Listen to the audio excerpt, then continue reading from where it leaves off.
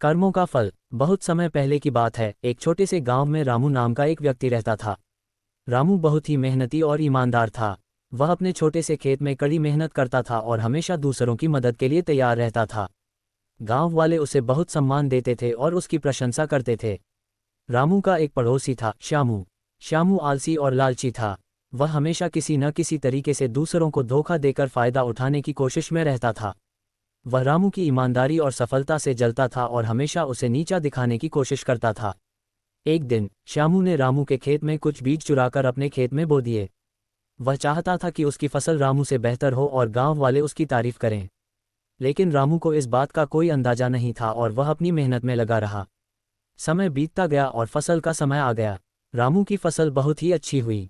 गांव वाले उसकी मेहनत की तारीफ करने लगे। दूसरी ओर श्यामू की फसल खराब हो गई।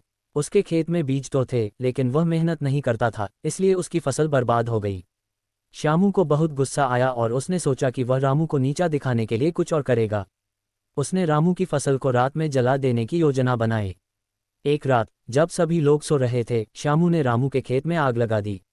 आग से रामू की सारी फसल बर्बाद हो गई। रामू को इस घटना से बहुत दुख हुआ, लेकिन उसने धैर्य नहीं खोया। उसने अपने दोस्तों की मदद से फिर से मेहनत शुरू की और धीरे धीरे अपने खेत को वापस उगाया। गांव वाले उसकी लगन और साहस की प्रशंसा करते रहे।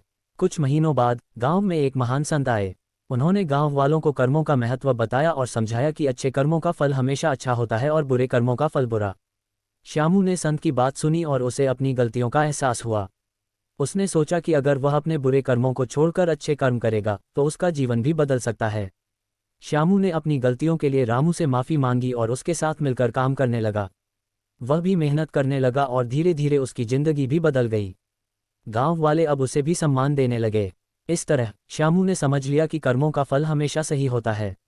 अगर हम अच्छे कर्म करेंगे तो हमें उसका अच्छा फल मिलेगा और अगर बुरे कर्म करेंगे तो हमें उसका बुरा फल भुगतना पड़ेगा। ये कहानी हमें ये सिखाती है कि कर्मों का फल हमेशा मिलता है। हमें हमेशा अच्छे कर्म करने चाहिए और दूसरों की मदद करनी चाहिए। हमारे कर्म ही हमारे भविष्य को निर्धारित करते हैं।